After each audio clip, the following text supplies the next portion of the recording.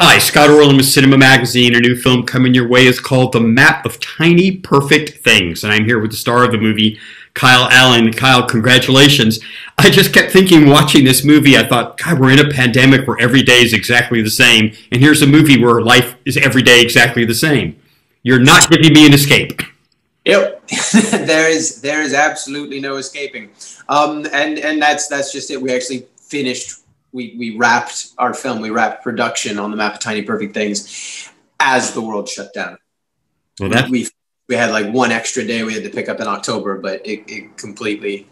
We went from that bubble straight into to have each of our own individual bubbles in quarantine. And then you started waking up to every day being exactly the same. Yes, I've lived it. I love the opening sequence, but it reminded me of a little bit of Baby Driver, which ironically a co-star of yours, Ansel Elgort, where everything was so perfectly synced with the music, with the movement of how he was just navigating himself through the city. And I thought the opening was so perfectly choreographed. How long of a sequence did that take for you to kind of maneuver that? Yeah, it was really a testament to everyone involved to get that to get something as you know, finitely infinitesimally, like we had all these little details that we had to orchestrate in all of these different things, because you have to, as you're creating the piece, specifically the bike piece, you have to be choreographing it for the camera as well. So the camera goes here in order to capture that. So you have to kind of disguise this huge camera truck with like a big, we call it a Russian arm on it. So a big bionic camera.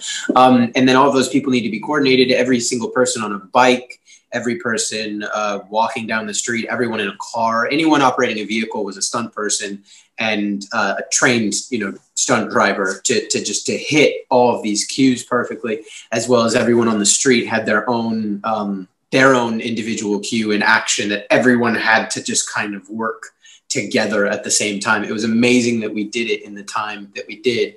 And for just the opening kitchen sequence, that took, I mean, I was in there for hours with our choreographer, Gabriel Del Vecchio, which he helped create all of those bits and pieces that you see there.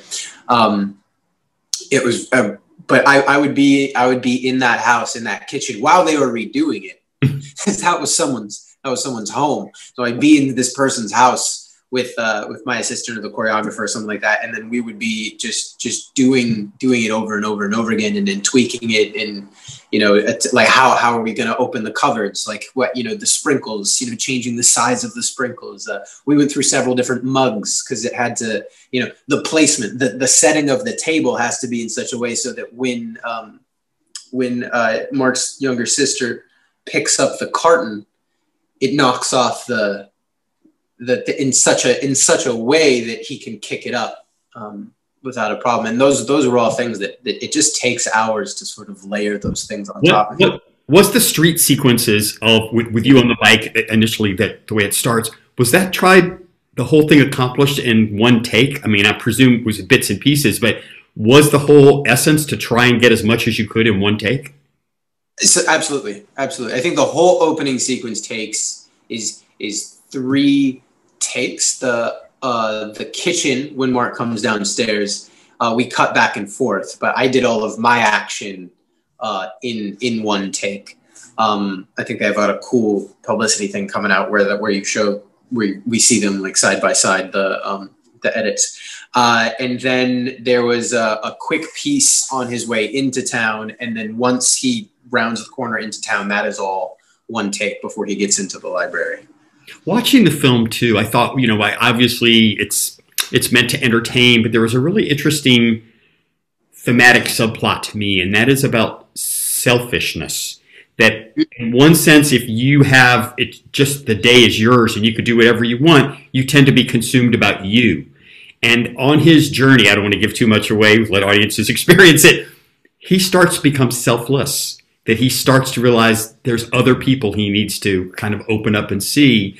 And I thought that's a great metaphor, because we do that in our lives every day. Yeah. I mean, yeah, it was amazing. That's That's a huge part. There's lots of fun things in the script and the story that I was, oh, that would be a blast to do. That would be a blast to share with people. But I mean, ultimately, it is the message that gets you really drawn to the project. And I was like, yeah, like let's throw a male protagonist in there, and then he's going to be wrong, and he's gonna learn things. We're going to learn that it's not about that guy, that it's not about him. And I just think that's really important to explore, because it's not like, no one gets anywhere without anyone else. Nothing of value is ever accomplished or created without the selfless efforts of multitudes of people. And recognizing that, and watching a young person kind of walk through that journey, I think is really important, actually.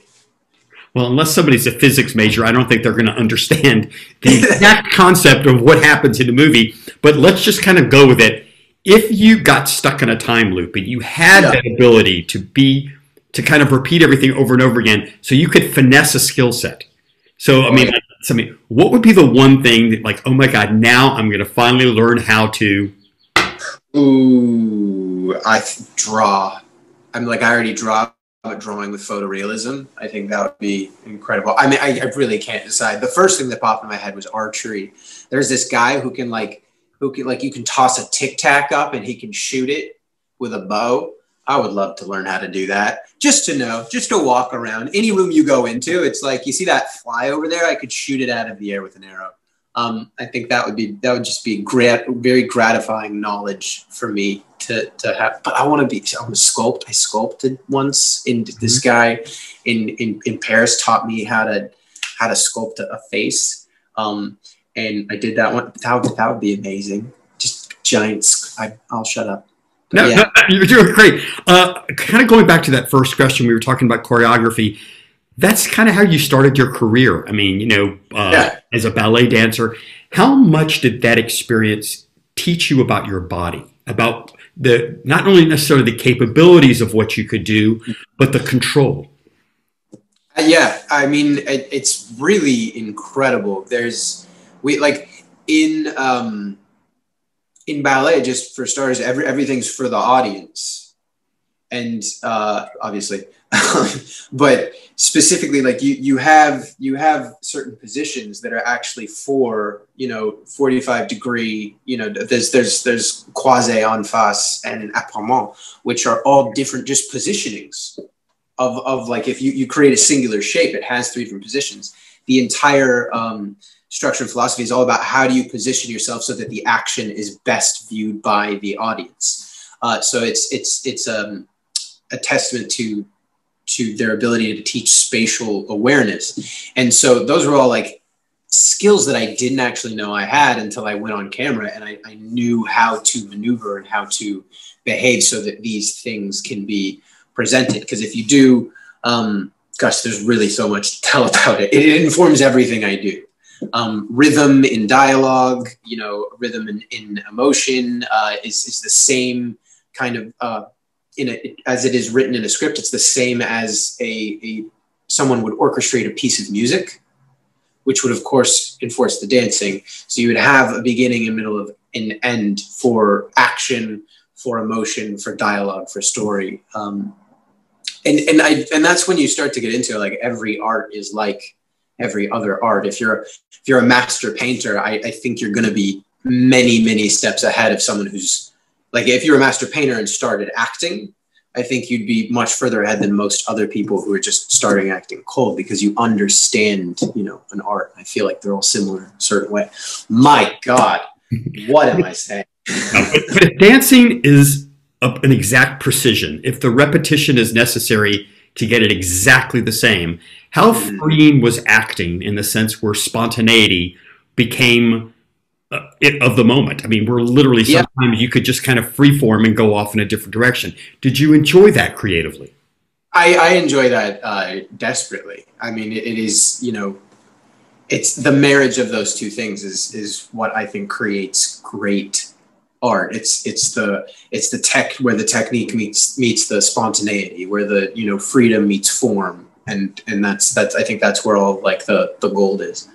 So one of your first big breaks creatively as you started taking this path of acting was the path. Speaking of path, was the path. Talk about what that show did for you, either both in terms of your skill set and in terms of confidence. Right. Yeah, I mean, it definitely, I think until you do a project as an actor and it starts paying your bills, it's still a bit, as much as you try to bring it into reality, it's still kind of like out there as an impossibility. And then you break that and you're like, oh, I can do this. It is recognized that I can do this and make a living off of it, which I think does wonders for your confidence.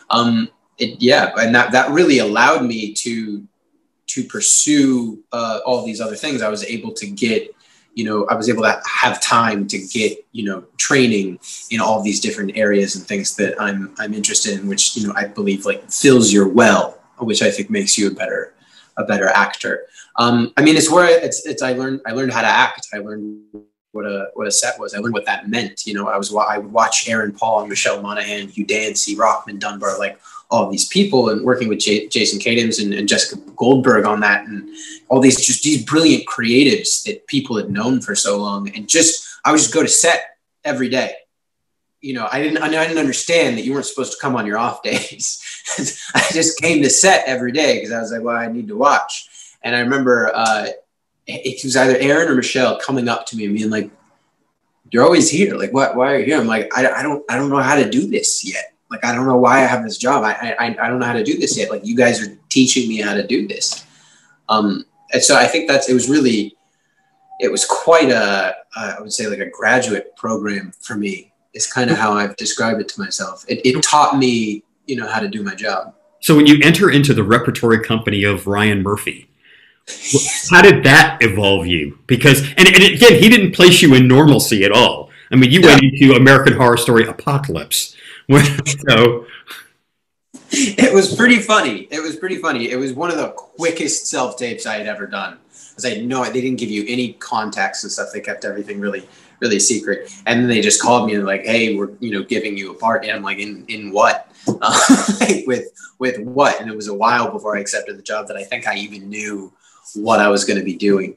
I mean, the set for that was incredible. Yeah, it is a very different world. They have their own rhythm, their own way of doing things. Their set and their story, the writing and everything has a completely different world of subtleties. Their schedules are insane, though. So that was a rude awakening.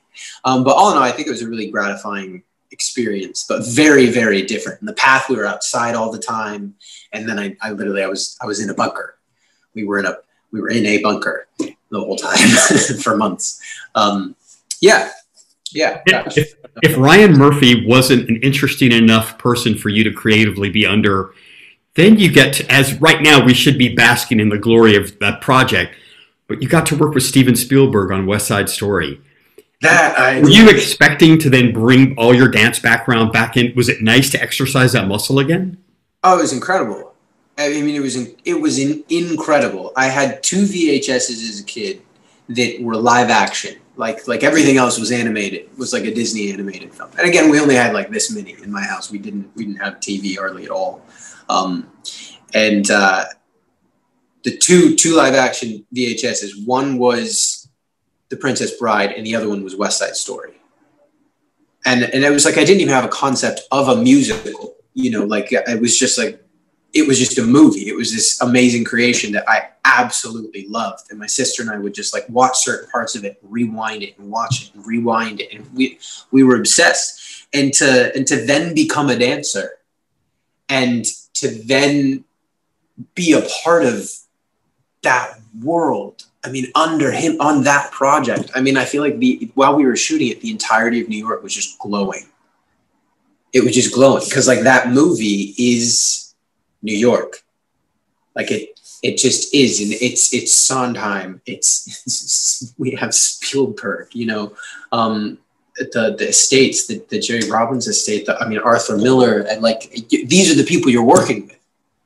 I got the privilege of being on one of his sets was Catch Me As You Can. It was a scene with Leonardo DiCaprio and Tom Hanks, and he's filming the scene, and I'll cut And he films it again, cut. And I asked him after, I go, what didn't you see in those first 2 cuts with your actors that you needed to go back? And he goes, no, one of the extras' eyes moved in a different direction. And I said, so you have Tom Hanks and Leonardo DiCaprio in front of you, and you noticed an extra's eyes. And I thought, wow, this guy has attention to detail. So going through with that in mind, what did you learn about his attention to detail to take you as an actor or even as a dancer? That's amazing. Something I learned from him is how to lead and follow and lead. And everything good that gets brought up by anyone, he sees it.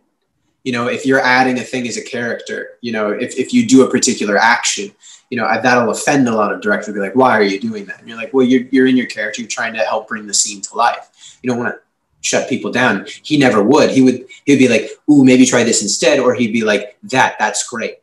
And then he'd bring it up a month later and be like, yeah, do that again there. And we'll tie it to that other thing. So how do you even have that in your head, sir? I mean, how do you, you've got like hundreds of people around you and you know all of their names, and the little details that they provide you with. But I went up to him once and I asked him, I was like, when you have these ideas on set, like, how do you know which one is a good one? What is that? Like, how do you know this one's a good one? And he was like paying attention frame by frame. Does this frame that we're shooting now, is this the best way to get to the next one? To tell the overall story. So he looks at it frame by frame. He's like, is this the best way to do this? Like, yes or no? And he was like, for instance, and he points to the monitor and he's like, that girl right there is wearing a dress that someone else is wearing. It's too much like this other dress that we need to really have an impact on the audience. So we need to move that dress somewhere else. The person wearing that dress needs to be moved here. And he's like, oh, and then there's another one. We need to move that dress somewhere else because that's too much like this other dress that we're seeing later. It's like, he has the whole thing in his mind and we're just walking through it. And so I'm going to end this going back to the movie again. And I thought, again, it's such a sweet romance because each one of them tempers the other in a certain way. You know, that there's kind of they need each other to kind of feel better in some way. And I was just wondering if you could just talk about your relationship with the two of you, with Catherine, when you're making this movie, because you're basically, it's a two-hander for most of you. It's just the two of you going through this journey. Yeah, and I think that was really special for me because Catherine's such a fantastic actor and human, and has been doing this much longer than I have, and I just learned so much. I just found myself not acting. It was like when we were acting and reciting dialogue, it was more like I was like, please teach me everything you know. please, thank you. You know, make this scene good. I was able to just lean on her. But I mean, that's the story, is these two people surrounded by other people, but they're kind of the only ones that know what's going on. And so I think they kind of, in a way, hang on to each other like a life preserver. But also they're experiencing such an incredible thing. I think they don't want to necessarily experience it alone. But taking that journey with her was, I mean, I wouldn't have wanted to do it with anyone else. Well, I cannot congratulate you again. The movie is absolutely terrific. It's just a nice slice of life that's very affirming. And Kyle, you were terrific. And the movie is called The Map of Tiny Perfect Things. And this is Scott. Till next time.